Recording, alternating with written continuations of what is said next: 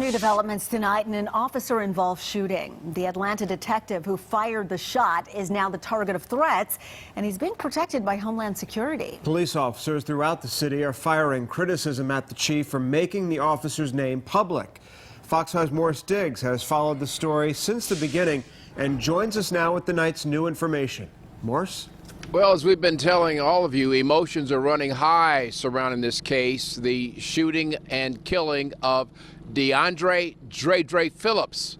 Now, on social media, there have been some graphic threats. Now, Chief Erika Shields doesn't know if these threats are credible or not, but evidently there's enough in there that in this bulletin to all the officers, she says she's dispatched Homeland Security to guard that detective.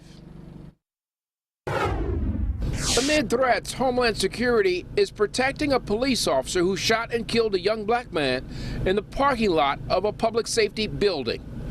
Atlanta's chief told the rank and file in a memo of the protective measure for Yasim Abdulahad. At the same time, there is controversy over her decision to make that officer's name public. Deaundre Phillips drew the attention of two detectives in the parking lot because a smell of marijuana came from his vehicle. What started as a brief check, a conversation with the Atlanta investigators, ended in one of them firing a shot. The department said Dre tried to drive away with one of the detectives hanging partially outside the car.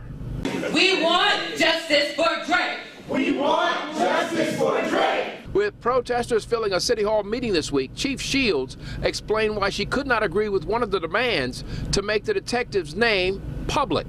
I am very concerned about the threats, and I, as I said, I am weighing transparency against releasing names and then having to live with myself if somebody.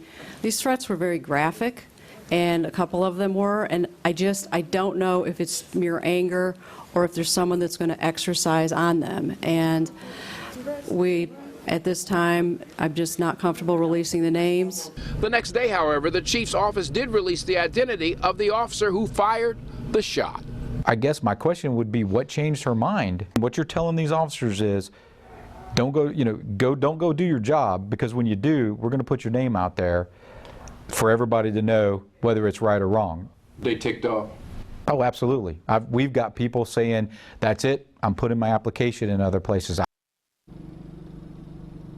Now, the union boss says he's not against a name eventually being released, but he says only after all the facts are in, with the investigation being completed. Now, Chief Shields, what about that turnaround? Well, she explained to her rank and file that the name had not been released for 3 weeks. She said that allowed time for her to get security arrangements with Homeland Security to guard the officer. Reporting live from Zone 2, I'm Morris Diggs, Fox 5 News. All right, we appreciate the update, Morris.